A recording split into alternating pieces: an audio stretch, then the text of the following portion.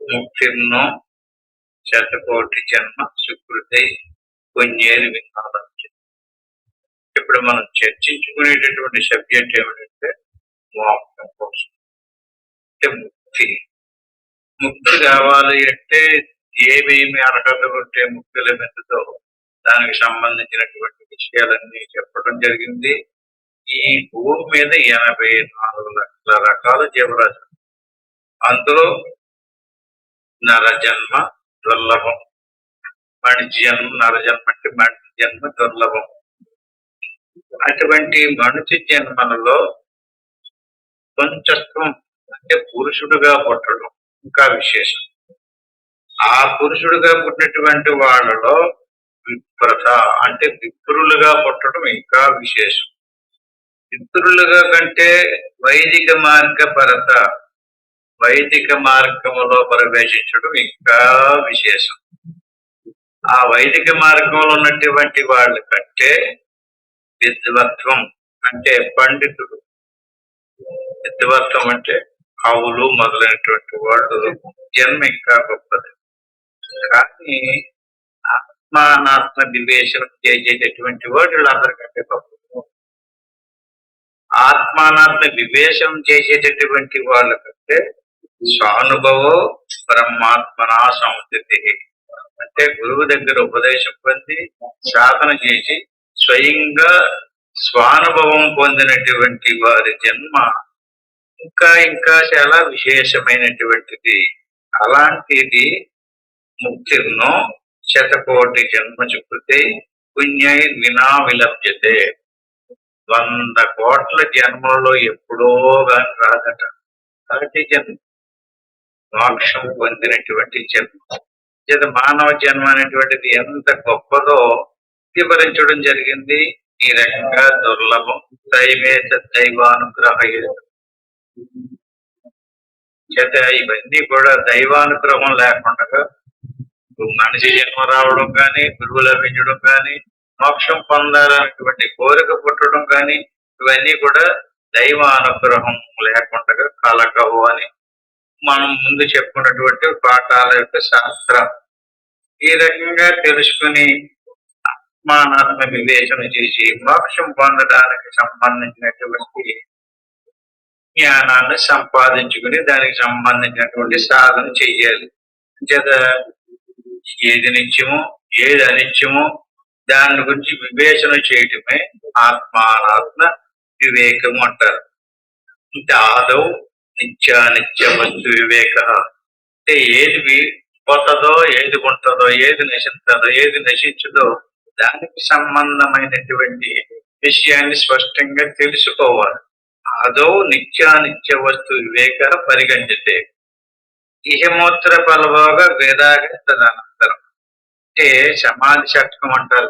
4 రకాలు ఏమిటంటే నిత్యానిత్య వస్తు వివేకం ఒకటి, ఇహమూత్ర ఫలభోగ విరాగం ఇంకొకటి, సమాధి షట్క సంపత్తి అదొకటి, ముముక్షత్వం ఇదొకటి. 4 అర్హతలు సంపాదించాలి. ముక్తి పొందాలనేటువంటి సాధకుడికి 4 ఉండాలి.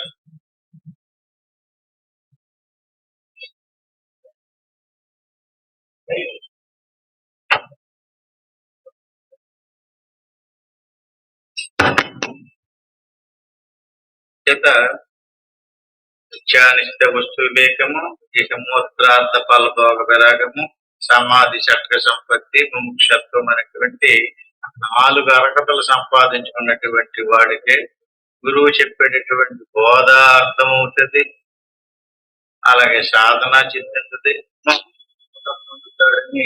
ఈ రకంగా తెలుసుకున్నటువంటి ఈ వ్యవహారిక సంబంధమైనటువంటి వాటిని వదిలి అహంకారాది దేహాంత బంధాన జ్ఞాన కల్పిత అంటే వస్తువు తయారైంది. ఏ వస్తువు తయారైంది? మన శరీరం తయారైంది. ఎక్కడి నుంచి ఎక్కడి దాకా లెక్క సాంఖ్యము అంటారు.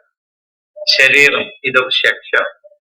శరీరంలో ప్రాణాలు అవి 10 రకాలు, అదొక సెక్షన్. కర్మేంద్రియాలు, జ్ఞానేంద్రియాలు, ఆ లోపల ఉన్నటువంటి ఇంద్రియాలు అంతరింద్రియాలు. అదే మనసు, బుద్ధి, చిత్తం, అహంకారాది దేహాంత అంటే దేహము దగ్గర నుంచి అహంకారం దాకా మొత్తం లెక్క. ఇవి 25 తత్వాలు. చిట్ట చివరిది అహంకారం. అహంత అంటారు. అహం అంటే నేను. నేను గొప్పవాడినో తక్కువవాడినో ఇంకోటని అంటుంది కదా. దేహాంత అహంకారాది దేహాంత. అహంకారం దేహం దగ్గర నుంచి దేహం బయట కనపడుతుంది కదా. చిట్ట చివరి లోపల ఉన్నది అహంకారం. మధ్యలో మనసు ఉంది, బుద్ధి ఉంది, చిత్తం ఉంది, జ్ఞానేంద్రియాలు ఉంది, కర్మేంద్రియం ఇవన్నీ ఉన్నాయి కదా. శరీరం దగ్గర నుంచి అహంకారం దాకా 100 అజ్ఞాన కల్పితాను. పూర్వజన్మలో జ్ఞానం లేకపోవటం వల్ల, అజ్ఞానంతో కర్మలు చేయడం వల్ల, అజ్ఞానం వల్ల ఇందులో ఉన్నటువంటి జీవుడికి ఈ దేహంతో బంధం ఏర్పడింది. బంధం ఎందుకు ఏర్పడింది? అజ్ఞాన కల్పితం. అజ్ఞానం వల్ల. అజ్ఞానం అంటే ఏంటండి? మన గురించి మనకు తెలియకపోవడం. అంటే మనం ఎవరిని మనం అనుకుంటున్నాం? మనల్ని మనం మర్చిపోయి మనం ధరించినటువంటి శరీరాన్ని నేను అనుకుంటున్నాం. ఇదే అజ్ఞానం. ఈ అజ్ఞానం వల్ల ఈ శరీరం స్వరూపావబోధేన మోక్షమిక్షేమ ముఖ్యత. అంచేత ఇప్పుడు సాధకుడు అనేటువంటి వాడు ఏం చెయ్యాలి? నిరంతరమును స్వస్వరూపావబోధేన. ఇది మన స్వరూపమేనా? స్వస్వరూపం అంటారంటే ఇది స్వరూపమే కానీ స్వస్వరూపం కాదు. స్వస్వరూపం దాకా వెళ్ళాలి. ఏది మన స్వరూపము? మన స్వస్వరూపం నశించదు. స్వరూపం మాత్రం వచ్చింది కానీ పరిణామం చెందుకుంటూ పోతుంది. వచ్చి పరిణామం చెందుకుంటే పోయేటటువంటి స్వరూపాన్ని వదిలి పోవాలన్నటువంటి నిత్యము ఉండేటటువంటి మన యొక్క స్వస్వరూపాన్ని మనం తెలుసుకోవాలి. స్వస్వరూపావబోధన. దీనికి సంబంధించినటువంటి బోధనాలే. అంటే మనం ఏదన్నా వినేటప్పుడు రకరకాలుగా బోధలు అనుకుంటుంటాం కదా. ఎవరి గురించి ఎవరెవరు అంత గొప్ప వాళ్ళు అనేది బోధ కాదే కదా. స్వస్వరూపావబోధన. ఏది నీ స్వరూపము? నీ స్వరూపం ఏదైనా దాని గురించి తెలుసుకునేటటువంటి బోధ విన్నట్లయితే నీకు మోక్షమిచ్చే మోక్షం. నీకు మోక్షం. అంటే మోక్షం రావడానికి నీ స్వస్వరూపానికి సంబంధించినటువంటి బోధ మనం వినాలి. ఈ రకంగా స్వరూప సంబంధమైనటువంటి జ్ఞానాన్ని సంపాదించుకోవడానికి కారణం గురువును ఆశ్రయించారు. అలాగే మోక్ష కారణ సామర్థ్యం వ్యక్తి దేవ గదేసి. ఈ మోక్షం పొందడానికి సంబంధించినటువంటి గురువు గాని, బోధ గాని, సాధన గాని వాటి మీద కూడా మనం ప్రేమ చూపించారు. కేవలం మన స్వరూపం మీదే కాకుండా స్వరూపాన్ని తెలుసుకోవడానికి, మోక్షం పొందడానికి సంబంధించిన సామర్థ్యం ఉంటుంది. మోక్షకారణ సామర్థ్యం వ్యక్తి దేవ గదేసి. వాటిని ప్రేమించు స్వరూపానుసంధానం భక్తిని చెప్తాయి. అలా మన స్వరూపం దగ్గరికి వెళ్ళాలి. ఈ రకంగా మన స్వరూపాన్ని తెలుసుకుని సాధన చేసినటువంటి వాడికి ఆత్మసాక్షాత్కారం కలిగినటువంటి వాడికి మోక్షం లభించిందని ఇప్పుడు దాకా చెప్పుకోవటం అయింది. ఈ రకంగా మనం పోగొట్టుకోవాల్సింది ఏంటంటే అజ్ఞాన సర్పద్రష్టస్య బ్రహ్మ జ్ఞాన ఔషధం వినా. మనకి అజ్ఞానం అనేటువంటి పాము యొక్క విషం ఎక్కిందట. అజ్ఞాన సర్పద్రష్టస్య. అజ్ఞానమే సర్పం. ఇది పాటేసింది. ఇది విషం మనకు పట్టేసింది. దానికి విషం ఎరగడానికి బ్రహ్మ జ్ఞాన ఔషధం విన. అంటే బోధ. గురువు గారు చెప్పేటటువంటి బ్రహ్మ జ్ఞానంతోనే ఈ విషయం ఎరిగింది. అలా కాకుండా కిం వేదైచ శాస్త్రస్య కిం మంత్రస్య కిం ఔషధ. అంటే అజ్ఞానం అనే సర్పం చేత కాటు వేయబడినటువంటి విషం ఎరగాలి అంటే వేదాలు చదవడం వల్ల, వేద పారాయణం వల్ల ఈ విషయం వెరగదు. వేదైచ రకరకాల శాస్త్రాలు చదవడం వల్ల ఎరగదు. అలాగే మణి మంత్రాదుల వల్ల కూడా ఈ విషయం ఎరగదు. లేకపోతే ఏయో పూజా పునస్కారాదులు, యజ్ఞయాగాదుల వల్ల కూడా ఈ విషయం ఎరగదు. ఈ ఔషధం ఏదైనా ఏ ఔషధమో సేవించడం వల్ల కూడా ఈ విషయం ఎరగదు. దీనికి ఒకటే ఉపాయం. ఏంటిది? బ్రహ్మ జ్ఞాన ఔషధం వినా. అంటే బ్రహ్మజ్ఞానం అనేటువంటి బోధ తప్ప ఇంక ఎక్కడా కూడా ఈ విషయం ఎరగడానికి అవకాశం లేదు. అంచేత ఈ రకంగా చాలకుడైనటువంటి వాడు మెలకువగలిగి జాగ్రత్తగా తనను తాను వివేచన చేసుకుంటూ ఏ ఏ విషయాదులు మనిషిని బంధించినయో యయేషు మూఢ విషయేషు బద్ధ రాగోరు భాషేన చతుర్థన్యేన అయాంతి నిర్యాంత్యత ఊర్ధ్వముక్షి స్వకర్మ దూచిన జవేన నేత. అంటే ఏదో చాలా కొన్ని పట్టుకుని పీడిస్తుంది అన్నారు కదా, ఏంటో చెప్తున్నాడు. విషయము ఏది పట్టుకుంది? విషయం. ఏంటి విషయం అంటుంటాం కదండి మనం ప్రతి ఒక్కరిని కూడా. ఏదో విషయం ప్రతి ఒక్కరిని పట్టుకుని ఉంది. ఏ విషయం? ఏదో విషయం.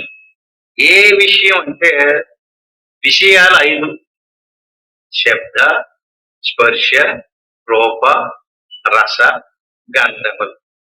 విషయాలు. భార్య విషయమా, భర్త విషయమా, పిల్లల విషయమా, డబ్బా, అధికారమా, ఏదో విషయం మొత్తం మీద ఒక్కొక్కళ్ళ మనసు ఒక దాని మీద పట్టుకొని ఉంటుంది. అందులో ఏదో లోటు ఉంటుంది. ఏది లోటు? ఏది విషయం? పిల్లలు లేరు, అదొక విషయం. భర్త లేడు, అదొక విషయం. ఉద్యోగం లేదు, అదొక విషయం. డబ్బు లేదు, అదొక విషయం. ఇలాగ అనేకమైనటువంటి విషయాలు ఉన్నాయి. అన్ని ఏ లోటు లేకుండా అందరికీ చాలదు. ఏదో విషయం చేత బంధించబడి ఉన్నాడు జీవుడు. అయితే ఇలాగ విషయాలు రకాలైదు రకాలను చెప్తున్నాడు.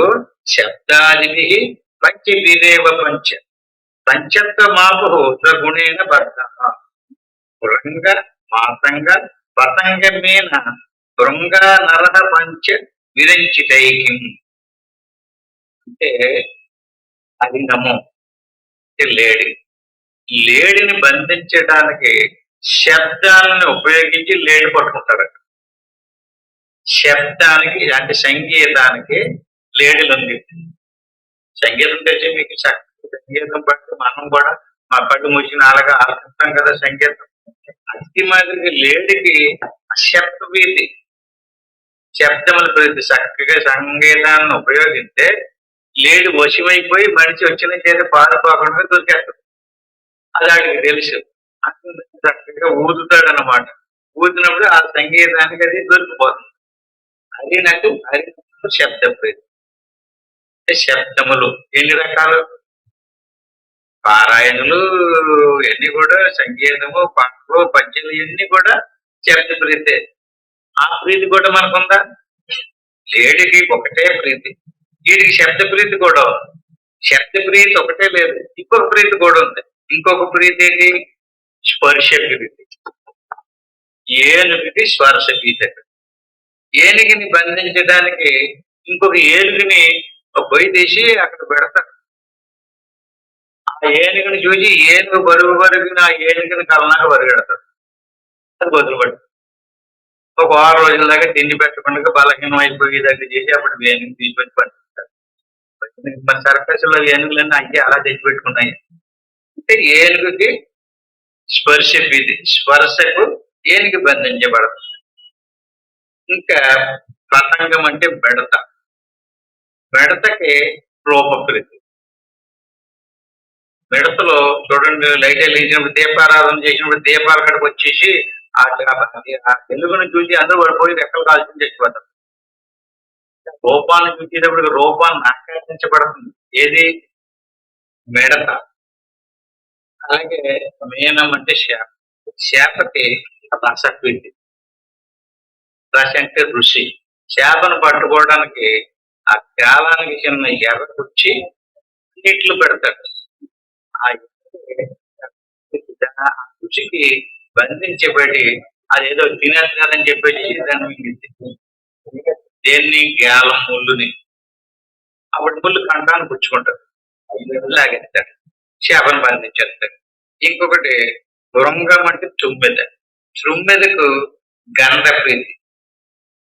అంటే పువ్వులు ఉన్నాయి కదండి, ఆ పువ్వులు ఉన్నటువంటి సువాసనకి జిమ్మని పువ్వు చుట్టూ తిరుగుతుంటది తుమ్మెద. దేనికోసం?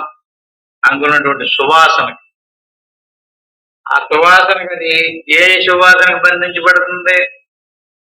ఇప్పుడు సంపెంగ పువ్వు ఉందనుకోండి, సంపెంగ పువ్వు యొక్క సువాసనకి ఆకర్షించబడి తుమ్మిది అందులోకి వెళ్తే పువ్వు ముడుచుకుపోతుంది, చచ్చిపోతుంది. అంటే ఈ రకంగా శబ్దాది పంచదిరేవ పంచ. జీవరాశి ఒక్కొక్క విషయానికి ఒక్కొక్కటి చిక్కుకుంది. ఒక్కొక్క విషయానికి చిక్కుకుని బంధించబడిపోతుంది, చచ్చిపోతుంది. మనిషి 5 విషయాలకి బంధించబడి ఉన్నాడంటే ఆ దేవుడే కాపాడాలంట. ఆ ఒక్కొక్క దానికే చిక్కుకుని జీవితం పోతుంటే 5 విషయాలకి చిక్కుకున్నటువంటి వాడిని ఎవడు కాపాడాలి? ఇతనికి ఎంత ప్రజ్ఞ ఉండాలి, ఎంత జ్ఞానం ఉండాలి, ఎంత మెలుగు కలిగి ఉండాలి. ఏదో కొంచెం చావల్లో కూర్చుని మెలుగు కూర్చుని మిగతా విషయాలు పరిగెత్తామంటే కుదరదు. ఈ రకంగా శబ్దానికి పంచదిరేవ పంచ. శబ్ద స్పర్శ రూప రసగంధాదులలో ఉండేటువంటి దోషేణ తీవ్రో విషయ కృష్ణ సర్ప విషాద. విషం నిహంతి భోక్తారం ద్రష్టారం చక్షుషాప్యం. దోషేణ తీవ్రో విషయ కృష్ణ సర్ప విషాద. ఈ విషయాదులు అందరి దోషాలు ఏదైతే ఉన్నాయో అవి ఎంత తీవ్రమైనయో, దోషేణ ఎంత దోషమో ఎంత తీవ్రమైందో ఎలాంటిదంటే కృష్ణ సర్ప విషాదపి. కృష్ణ సర్పం అనేటువంటి పాము కాటి అయితే కాడి వాకట అంత భయంకరమైనటువంటి దాని కూరలో అంత విషయం ఉంటుందంట. అలాంటి ఈ విషయాదుల్లో ఉన్నటువంటి దోషం విషం నిహంతి భోక్తారం. భోక్త అంటే అనుభవించేటటువంటి. ఈ విషయాదుల్ని ఎవడైతే అనుభవిస్తున్నాడో విషం నిహంతి భోక్తారం ద్రష్టార్థం చక్షుషాప్యం. అంటే ఈ విషం ఏదైతే ఉందో కృష్ణ సర్పం అనేది పాటేస్తేనే చచ్చిపోతాడట. విషం నిహంతి భోక్తారం. ఈ విషయాల యొక్క విషయం ఉంది చూసారా, దస్తారం చక్షుషాపం. ఇది కంటి చూపుతోనే విశ్వసిస్తుంది. ఈ విషయాలు పాము విషయం లాంటిది కదా, పాము కలిస్తేనే విషయం ఎక్కింది, లేకపోతే దాని మనం చూసినా ఏమవదు. ఈ అలాంటిది కాదు. విషయాన్ని కంటితో చూసావు కదా, రికార్డు చేసేస్తుంది. విన్నాం కదా, రికార్డు చేసేస్తుంది. అది మంచిదా చెడ్డదా ఏంటి అనేటువంటిది కేవలం ఆ చూసేటప్పటికి ద్రష్టారం. ద్రష్ట అంటే చూసేవాడు, వినేవాడు, వాసన చూసేవాడు, తినేవాడు. తలపకొస్తే ఇప్పుడు ఉసిరికాయ ఉందనుకోండి, ఉసిరికాయని మనసుకు తలపకు తెచ్చుకోగానే నోట్లో నీరు తినక్కర్లేదు. అంటే ఏమైంది, మనసుకు తలపకు వచ్చేటప్పటికి నోట్లో నీరు ఉంది కదా. విషయాలన్నీ కూడా అంతే. ఏ విషయాన్ని మనసుకి తలపుకు తెచ్చుకుంటావో ఆ విషయానికి సంబంధించినటువంటి అనుభూతి మనలోకి ఎక్కడదేశం. ఈ రకంగా దోషేణ తీవ్రో విజయ. విషయాదులు అనేటువంటి చాలా తీవ్రమైనటువంటి దోషం కలిగి ఉంటాయి. అంటే సాధకుడు అనేటువంటి వాటికి ఎలా ఉండాలి, చాలా జాగ్రత్త కలిగి ఉంటారు. విషయాదులు అందరి విషం ఎక్కకుండా చూసుకోవాలి. మరి విషం ఎక్కితేనో ఇతని మోక్షం ఎలా పడుతుంది? ఇతని ఆలోచన, ఇతని దృష్టి అంత దేని మీద పెట్టుకోవాలి? జ్ఞానం మీద పెట్టాలి, విషయం మీద పెట్టకూడదు. జ్ఞానం మీద పెడితేనే పట్టు దొరికింది, కానీ జ్ఞానం మీద పెట్టకుండా విషయాదులు అందరి ఆలోచనలతో ఎవడైతే పట్టుమిస్తూ ఉంటాడో వాడికి సత్యం తెలుసు. విషయాశ మహాతాస్యో విముక్త శైవ కల్పతే ముక్తి జ్ఞాన్య శాస్త్రవేద్యపి. తొలగించినప్పటికీ సఖ్యము కానటువంటి విషయ ప్రీతి అనేటటువంటిది ఏదైతే ఉందో అది మహాపాశం. భక్త విముక్తుడైనటువంటి వాడు మాత్రమే మోక్షము పొందగలుగుతాడు. మోక్షం పొందాలంటే వాడికి పాశమునందలి విముక్తిని పొందాలి. పాశము నుండి, పాశం అంటే బంధించినటువంటి తాడు ఇచ్చితేనే విడుదల పొందగలుగుతాం. పాపం ఏది? విషయ వాసన. విషయ వాసన అనేటువంటి పాశం నుంచి చయేవ కల్పతే ముక్తి. మోక్షం పొందాలి అంటే మోక్షం అనేటువంటిది ఏంటి? విషయాదులందలి విడుదలే మోక్షం. చయేవ కల్పతే ముక్తి.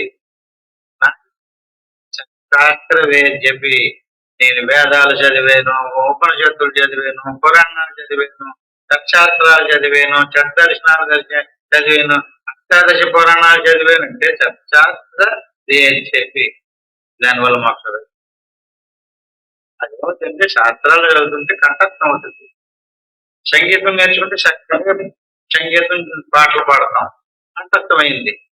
భగవద్గీత వేదాలు అనేటువంటి పారాయణం చేస్తే చక్కగా పాటలు పాడతాం, మోక్షం రాదు.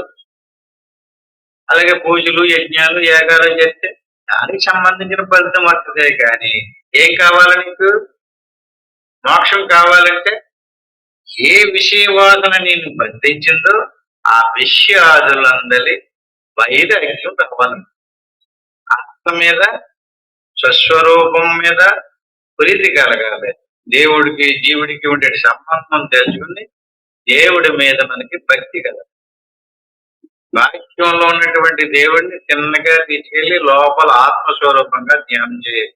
ఈ రకంగా అపాత వైరాగ్యవతో ముముక్షం భవాబ్ది పారం ప్రతియాదు ముజ్జుతారు. గ్రహో జయతేంతరాలే విగ్రహ్య కంటే ఈయనవర్తే వేగారు. క్షణిక వైరాగ్యమునకు లోబడి మోక్షాప్రాప్తితో సంసార సముద్రం ధరించబోటకు ఉద్యుక్తులైనటువంటి వారిని వైరాగ్యం అనేటువంటిది విషయాదుల మీద విరక్తి అనేటువంటిది సంపూర్ణంగా కలగకుండా ఏదో క్షణికంగా కొంత వైరాగ్యం వచ్చింది, కొంత జ్ఞానం, కొంత అవగాహన వచ్చింది, కొంత సాధన చేస్తున్నాం. కొంత వైరాగ్యం వచ్చేది కానీ సాధనలు కంటే మనం ఈయనున్న దాని మీద, చదువున్న దాని మీద ఏ రకంగా క్షణిక వైరాగ్యానికి లోబడి ఎవడైతే సాధన చేస్తుంటాడో అటువంటి వాడు క్షణిక వైరాగ్యంతో సాధన చేస్తున్నాడు. సాధన ఎందుకు చేస్తున్నాడు? సంపూర్ణమైనటువంటి నిఘా పెట్టలేదు. మొత్తం 4 పాదాలు దాని మీద లగ్నం చేయలేదు. ఏదో కొద్దిపాటి ప్రశ్నను ఉపయోగిస్తున్నాడు అంతే. మిగతాదంతా సంసారం మీద, భార్య పిల్లల మీద, తినే దాని మీద, సంపాదించుకునేది దృష్టి అంతా అక్కడే పెట్టాడు. ఇటువంటి వాడికి తరించిపోవడానికి అలాగా ఆ మాత్రం దాంతో మోక్షం పొందేస్తాను, తరించిపోతాను అనుకున్నటువంటి వాడికి మధ్యలోనే అనేటువంటి మొసలి కంఠం పట్టుకుని వేగముగా వెనక్కి లాక్కుపోతాడు. అందుకని గ్రహో మధ్యయంతరాలే. అంతరాలు అంటే సముద్రం, ఈ సంసారం అనేటువంటి సముద్రం దాటుతున్నాం. సంసారాన్ని పూర్తిగా దాటకుండా, సంసారాన్ని దాటడం అంటే ఇతను ప్రారంధాన్ని పూర్తిగా అనిపించి ఈవిడు దేవుళ్ళు కలిసిపోవాలి. ఇలా కలిసిపోకుండా మధ్యలోనే అంటే గోదావరి ఈసేటప్పుడు మధ్యలోకి వెళ్ళిన తర్వాత మొసలు పట్టుకుని మింగేసినట్లుగా వికృష్య కంటే దీనివల్ల వేగారు. మృత్యు మధ్యలోనే వచ్చి మిగెత్తది. మధ్యలో అంటే మోక్షం పొందకుండా జీవితం పూర్తి చేసుకోలేదు. చర్చాన్ని పట్టుకున్నాడు కానీ, ఉపదేశం పొందాడు కానీ ఏమి లేదు. సంపూర్ణమైనటువంటి విశ్వాసం కలగలేదు, వైరాగ్యము రాలేదు. అందుకని ఉపదేశం పొందినప్పుడు ఏం చేస్తారు? ప్రమాణం చేయించుకుంటారు. దేనికంటే ప్రమాణాలు వదిలేస్తాడేమో నమ్మకం లేక. అలాగే భార్యాభర్తలకు పెళ్లి చేసినప్పుడు ఏమంటారండి? భార్య కూడా ప్రమాణం చేయిస్తారు. ఏమని? ధర్మేశ, అర్థేశ, కామేశ, మోక్షేశ నాతి శరమే. మోక్షం పొందేదాకా మేము ఒకరికొకరు సహకరించుకుంటామని చెప్పడం అనమాట. మోక్షం అనే మాట లేదు, వీళ్ళిద్దరు సంసారం చేస్తుంటారు కదా. పెళ్లి చేసేటప్పుడు పంతులు గారు చెప్తారు అతని చేత, ధర్మేశ, అర్థేశ, మోక్షేశ నాతి శరమే. మేము ఒకరికొకరికి వదిలిపెట్టకుండా మోక్షం పొందడానికి సహకారంగా వీటిని ఉపయోగించుకుంటాం. మోక్షమే లక్ష్యం. పెళ్లి చేసుకుని పిల్లలు పుట్టాక ఏది వదిలేసాం? లక్ష్యాన్ని వదిలేసాం. పెళ్లి చేసినప్పుడు చెప్పారు కదా, మీ గమ్యం మీ లక్ష్యం మోక్షం పొందాలి. చూసారామె ఈ విషయం ఇలాగే మేము మసులుకుంటామని చెప్పినప్పుడు మరి వేరే వేరే విధానంలో మనం వెళ్ళిపోయాం. అంటే మోక్షం పొందాలనుకున్నటువంటి వాడికి మధ్యలో ముసలు బట్టి మింగేయకుండా ముసలేదే మృత్యువు, మోక్షం పొందాలి. చనిపోయేటప్పటికి మళ్ళీ ఇంకో జన్మ వచ్చిందనుకోండి మృత్యు మింగేసినట్టే. అంటే ఏమైనా కర్మ నశించుకోవాలి, జ్ఞానాగ్ని దట్టకరం. జ్ఞానం కలగకుండా కర్మ నశించు. అంటే జ్ఞానం అంటే దేవుడికి జీవుడికి భేదం లేదనేటువంటి విషయం తెలియటం, అది జ్ఞానం. దేవుడు వేరు జీవుడు వేరు, ఇది సహజంగా ఉండే జ్ఞానం. అనుకుంటుందా? ఎలా కోరుకుంటది? 100కి 100 మందికి ఉంటది. దేవుడు గొప్పవాడు, మహాత్ముడు, మహితాత్ముడు అని చెప్పేసి ఎవరికి లేదని అందరికీ ఉంటది. నేను అల్పుణ్ణి, నేను అజ్ఞానిని, నేను పుట్టాను, నేను కర్మలు చేస్తున్నాను, నాకు అది ఉంది, నాకు ఇది ఉంది, ఇది లేదు అది లేదు అన్నవాళ్ళు కదా అందరూ. అంటే దేవుడు వేరు జీవుడు వేరు. దేవుడికి జీవుడికి భేదం లేదన్న వాళ్ళు ఎంతమంది ఉంటారు? ఎక్కడో ఉంటారు. ఆ జ్ఞానం నీకు రావాలి. ఎవరికైతే వచ్చిందో వాడికి కర్మ నచ్చదు, వాడికి మళ్ళీ జన్మ రాదు. అంచేత ఆ జ్ఞానం నీకు కర్తలామలకం అయ్యేది. కర్తలామలకం అంటే ఏంటండి? అంటే చెయ్య, కరం అంటే చెయ్య, అమలకం అంటే ఉసిరికాయ. కర్తలామలకం అంటే అరిచేతులు ఉసిరికాయ పెట్టుకుంటే ఎలా కనపడుతుంది? అంత స్పష్టంగా కనపడుతుంది. నీకు ఆత్మానాత్మల యొక్క అంటే జీవుడికి దేవుడికి ఉన్నటువంటి భేదం కరతలామలకంగా తెలియాలి. దేవుడు వేరేగా ఉన్నాడు, జీవుడు వేరేగా ఉన్నాడు అని ఎంత వరకు చేస్తుంటావో అంతవరకు వీడు కర్మ చేస్తాడు, ఆయన కదా ఆ కర్మలకు ఫలితాన్ని ఇస్తూనే ఉంటాడు. ఆత్మానాత్మ విచారణ అంటే ఆత్మజ్ఞానం అంటే దేవుడికి జీవుడిని తీసుకెళ్ళి దేవుడిని కలిపితే అప్పుడు జీవుడు దేవుడు ఇద్దరు ఉండరు. ఈ రకంగా విషయాఖ్య గ్రహోయస్య విరక్తిశీనాహత సగచ్చతి భవాం బోధే పారం ప్రత్సో వర్జిత. ప్రబలమైనటువంటి విషయాదుల మీద వైరాగ్యం అనే ఖడ్గంతో విషయ వాసనారూపమైనటువంటి మొసలని చంపివేసిన వాడు మాత్రమే నిర్విఘ్నముగా సంసార సముద్రాన్ని దాటిపోగలడు. కానీ ఎవడైతే తగిలించుకుంటా ఉంటాడో వాడు మొసలి సముద్రంలో ఎన్ని ఉంటాయండి? తిమింగళాలు ఉంటాయి, పెద్ద పెద్ద మొసళ్ళు ఉంటాయి, తిమింగళాలు ఉంటాయి, పెద్ద పెద్ద సొరచేపలు ఉంటాయి, ఏది పట్టుకున్నా తినేస్తారు. ప్రపంచం అంతా అలాగే మొసళ్ళు తిమింగళాలతో కూడుకున్నటువంటిది. ఇలాగ పొలోమంతా తగిలించుకున్నాం అనుకోండి, తగిలించుకున్నటువంటి ఏ విషయం కాడి జీవుడు ఆగిపోతాడో తెలియదు, ఏ సమస్య చుట్టుమిట్టి ఆభ్యతదో తెలియదు. ఇది ఎలా ఉండాలి? విషయాఖ్య గ్రహో యస్య విరక్తిశీనాహత. విరక్తితో ప్రతి విషయాన్ని చూసుకోండి, నన్ను వదిలేయండి అంటూ ఎక్కడికక్కడ ఏం చేయాలి? తగ్గించేసుకుంటూ రావాలి. ఏట్లని? విషయాదుల మీద విరక్తికి ఎలా ఉండాలి? సంపూర్ణంగా ఉండాలి. ఆత్మ మీద సంపూర్ణమైనటువంటి జ్ఞానం కలిగి ఉండాలి. గచ్చతి భవాంబోధే. అలాంటి వాడే ఈ ముసలిని చంపగలడు. విషయాదుల మీద విరక్తి ఒకేసారి రాదని నింపాదిగా ఒక అవగాహన తెచ్చుకొని ఒక ఆచరణ ద్వారా శక్తిగా విషయమైనటువంటి తెలివైనటువంటి జ్ఞానమైనటువంటి జ్ఞానంతో వైరాగ్యం ద్వారా జ్ఞానం చెయ్యి, వైరాగ్యం భక్తి, విషయం మొసలే ఏం చేయాలి? చంపేయాలి. జ్ఞానం, వైరాగ్యం, విషయం ఏది? మొసలు. వైరాగ్యం ఏది? ఖడ్గం. జ్ఞానం తెలివి, వైరాగ్యం, మూడోది మొసలే. దేన్ని చంపాలి? ఎవరు మొసలని చంపలేదో వాడికి నేను దాకా భయమే. ఎందుకనండి? దిగేసాడు కానీ మొసలు చంపలేదు కదండి. దిగేటప్పుడు చంపేసి దిగాలి. చంపకుండా దిగితేను మధ్యలో ఏదో ఒకటి పట్టేసుకుంటుంది.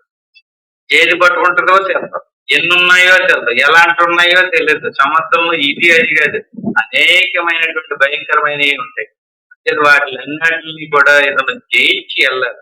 ఈ రకంగా జయించినటువంటి వాడు విషమ విషయా మార్గతో నచ్చ బుద్ధే ప్రతిపద నవియాతో మృత్యు రశేష విద్ది ఇత సుజన గురుభ్యా గచ్చత స్వ స్వయుక్తయా ప్రభవతి ఫలసిద్ధి శతమిచ్చేవ విద్ది. బుద్ధి ఉంది కదా, కత్తికి తుప్పు పట్టిందంటే అనుకోండి తెగదు, అవునా? అప్పుడు మీరు ఏం చేస్తారు? కత్తిని నూరతారు. కత్తి మాదిరిగా మన బుద్ధికి తుప్పు పట్టింది అనుకోండి, దాన్ని ఏమంటారు? మలినమయ్యింది అంటారు. మలినమైనటువంటి బుద్ధి విషయాదులు పట్టుకుంటే బుద్ధి మలినవుతుంది. విషయాదుల మీద వాంఛ ఉన్నటువంటి బుద్ధి తుప్పు పట్టిన కట్టెలు. కత్తితోటి చంపితే సావదు. ఎందుకని? ఏం పోయింది? కత్తికి పదును పోయింది. పదును పోయిన కత్తితో విషయాదులను చంపలేడు. ఏముండాలి? శుద్ధం చెయ్యాలి. మలినమైనటువంటి బుద్ధిని శుద్ధమైనటువంటి దానిగా చెయ్యాలి. కత్తి నూరినట్టుగా బుద్ధికి పదును పెట్టాలి. అదే విచారణ.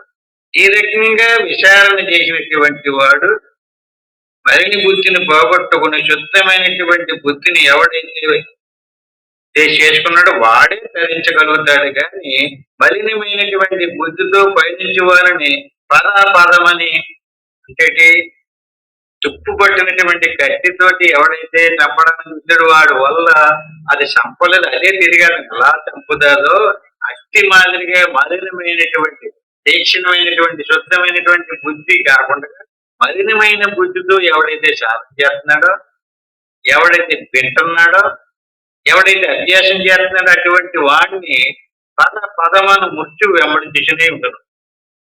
నడు నీ చోటు ఇక్కడ కాదు, నువ్వేదో పెద్ద వస్తాదులాగా ఏదో ఇలా కూర్చుని సాధన చేసేస్తున్నావు, నువ్వేదో కూర్చుని ఈనెత్తలో పదంటూ ఏది మృత్యు వెంబడించునే ఉంటుంది. ఇది మాత్రం ప్రతి ఒక్కడు గుర్తు పెట్టుకోవాలి. ఏది గుర్తు పెట్టుకోవాలి? మనందరినీ మృత్యు వెంటాడు. ఏమంటాడుతుంది?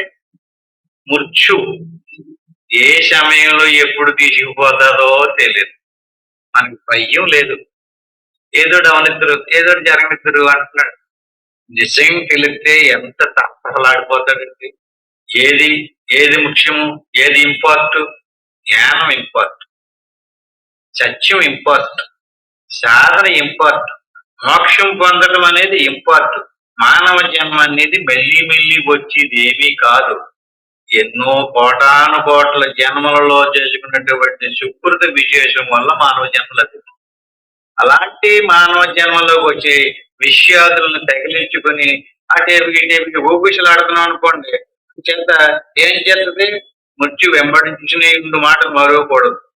అట్లే తన హితమును కోరువారి యొక్క లేక గురువు యొక్క ఉపదేశం అనుసరించి తన యుక్తి అనుసరించి సాగిపోవడానికి తప్పగా ఫలసిద్ధి కలుగు. ఏం చెయ్యాలి అంటే తన హితమును, మన బుద్ధి ఉంది కదండి, అది మన హితాన్ని కోరదు.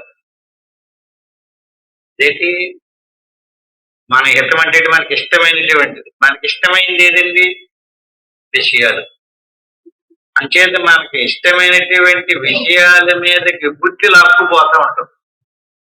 ఆత్మజ్ఞానము, ఆత్మసాక్షాత్కారము, మోక్షం అనేటువంటిది అసలు మనకి హితం. కానీ హితం అవ్వలేదు, దూషించలేదు. మనకి ఏదైనా తినేటప్పుడు మనం తినే ఆహారం ఒకటి హితం అవుతలేదనుకోండి, తినలేం, పడదు, దాన్ని హితం అవ్వలేదు అంటాం. అది హితమైనటువంటి ఆహారం కొంచెం ఎక్కువగానే తీసుకుంటాం. హితము కలిగించేది మన బుద్ధి, మన మనసు కాదు. సాధనలోకి వచ్చినప్పుడు మనసు ఏయో ఎందుకు తీసుకొచ్చి పడుతుందండి. సాధనలోకి వచ్చినప్పుడు మనసు ఎక్కడ అలా చక్కగా ఆగిపోయి కూర్చోవాలి కదా. మనకి హితం చేసేది అయితేనే. అంటే మనసు ఏం చేస్తుంది? మనకి హితం చేయటం లేదు.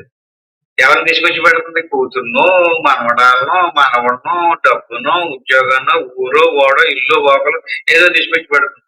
అంటే మనసుకి ఏది హితం? మోక్షం హితమా? మన జ్ఞానం సంపాదించిన హితమా? మనం పరమపదం చేత మితమా హితమైతే మన మనసు ఎందుకంటే అలా దాడి చేస్తున్నాం. మనసుకి మన మీద హితం లేదు.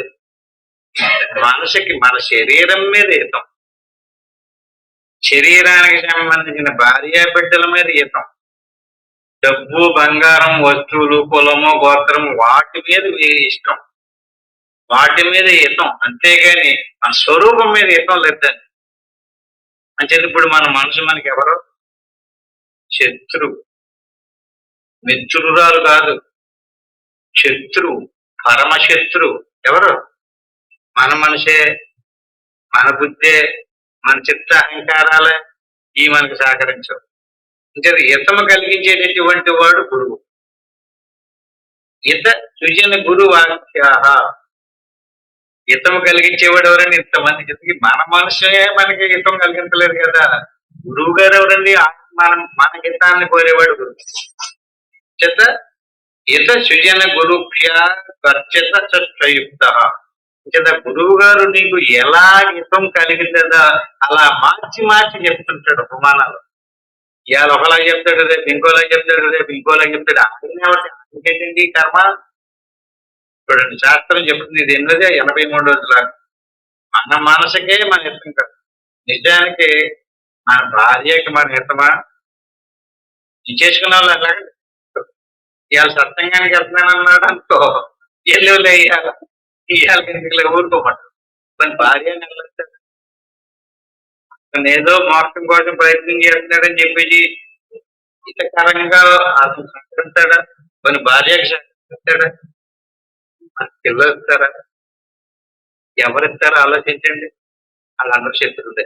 ఇప్పుడు అలాగే చెప్పాను, అందరూ ఎవరికి మనకి కదా విషయాన్ని ఆలోచించమని చెప్తుంది శాస్త్రం, చెప్తున్నాను నేను. అంతేగాని భార్య బిడ్డలు అందరూ శత్రువులు అంటలేదు ఇక్కడ. అందుకనే మాతా నాస్తి పితా నాస్తి నాస్తి బంధు సహోదర. ఎవరురా నీకు మిత్రులు? ఎవరు నీకు హితం కలిగించేవాళ్ళు? ఎవరు నీకు సహకారం కలిగించేవాళ్ళు? దేనికి నీ ఎంతసేపు నీ శరీరం కోసం చూస్తున్నావు కానీ నీ ఆత్మకి హితకరమైనటువంటి విషయాన్ని చూచేటటువంటి వాడు హిత ద్విజన గురువాక్య ఖచ్చిత.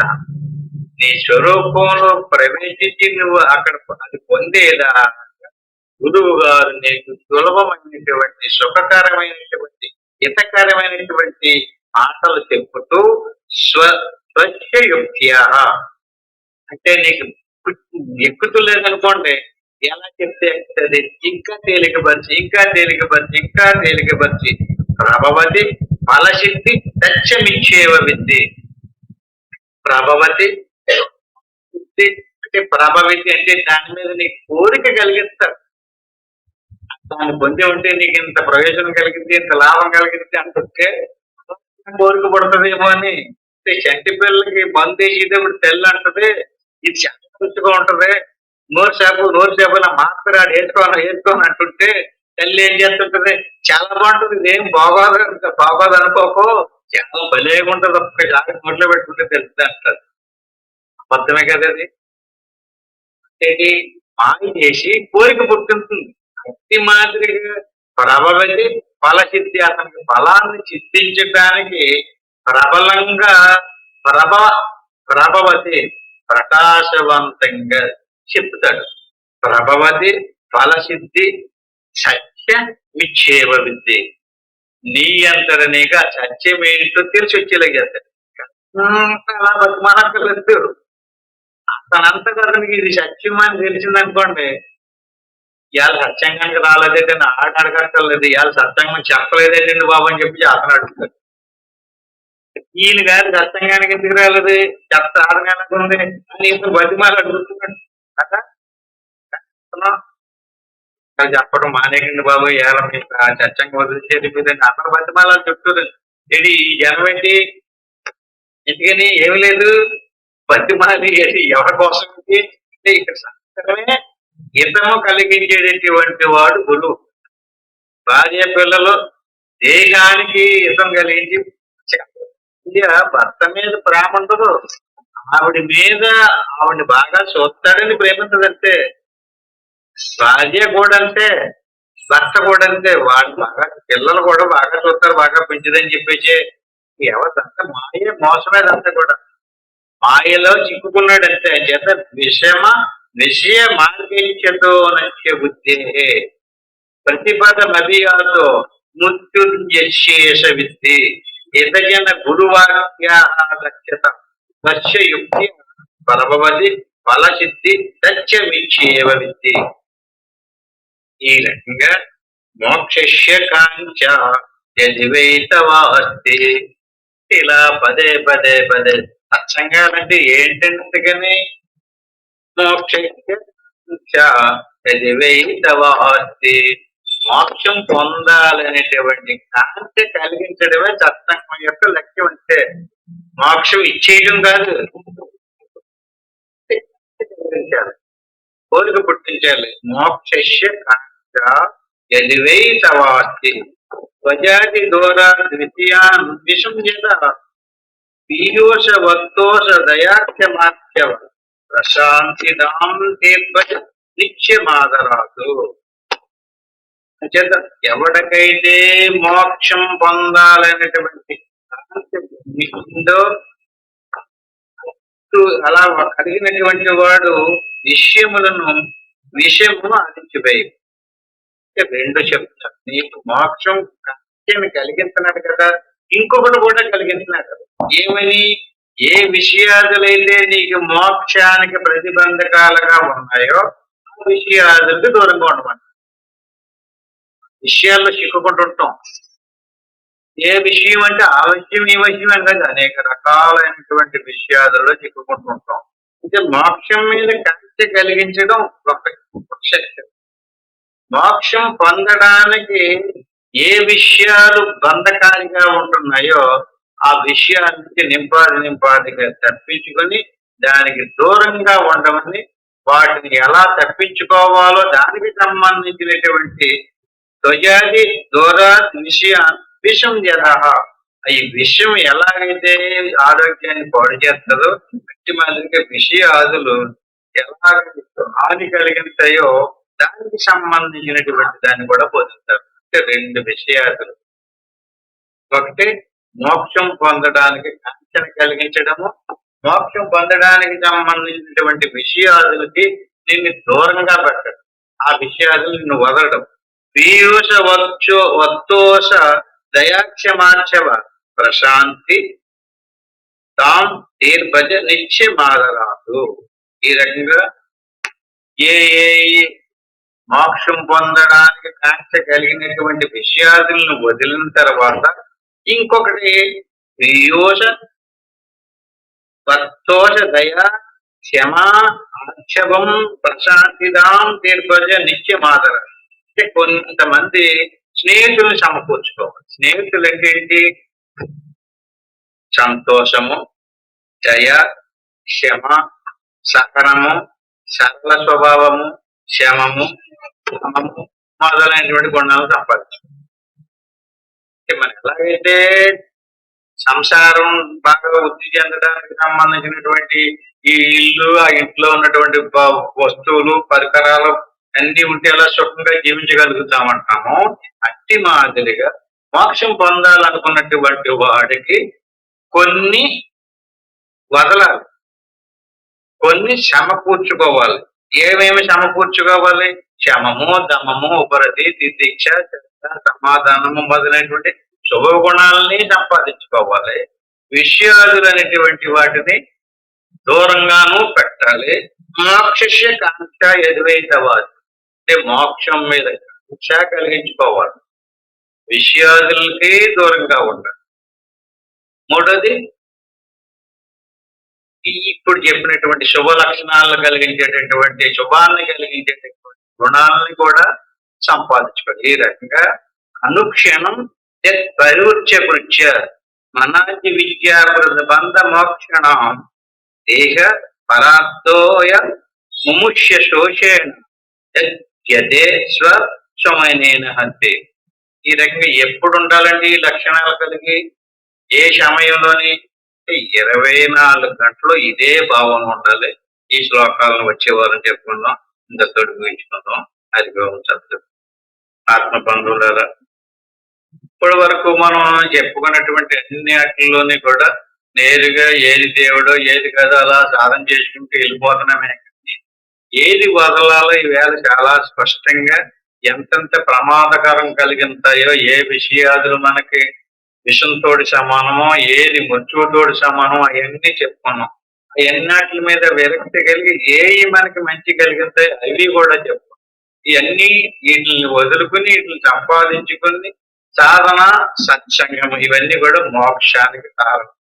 లేదా మోక్షానికి కారణమైనటువంటి మోక్షానికి అడ్డొచ్చేటటువంటి వాటిని తొలగించుకుని మోక్షానికి సహకరించే వాటిని సమకూర్చుకుని ఎవడైతే అభ్యాసం చేసాడో వాడు చాలా సులువుగా మోక్షాన్ని పొందడానికి అవకాశం ఉంది.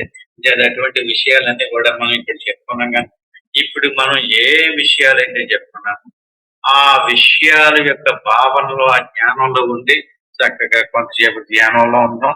ఇలా చక్కగా ప్రశాంతంగా కూర్చొని గురురు బ్రహ్మ, గురురు విష్ణు, గురుదేవ మహేశ్వర, గురువు సాక్షాత్తు పరబ్రహ్మ తస్మై శ్రీ గురువే నమః. దీన్ని గురు మంత్రం అంటారు. దీన్ని ఒకసారి అనుకుని ఓం నమ శివాయ, దీన్ని పంచాక్షరి మంత్రం అంటారు. దీన్ని 3 సార్లు అనుకుని ఆ పైన ఏమీ అనుకోకుండా వస్తూ పోతూ ఉండేటువంటి ఊపిరిని అలా గమనిస్తూ ఉంటే దాన్ని సోహం భావన అంటారు. అంటే గురు మంత్రం ఒకసారి, పంచాక్షరి మంత్రం 3 సార్లు అనుకుని సోహం భావంలో ఉండాలి. అంటే శ్వాసను గమనిస్తూ ఉండాలి. ఇంటికి వెళ్ళిన తర్వాత ఎవరెవరికి ఎంతెంత అవకాశం ఉంటే అంత ప్రయత్నం చేయండి. ఇప్పుడు మాత్రం నేను ఓంకారం చెప్పేదాకా అలా నిద్రపోకుండా ఏమి ఆలోచించకుండా చక్కగా అలా శ్వాసను గమనిస్తూ ఉంటాను. ఓం తత్సత్.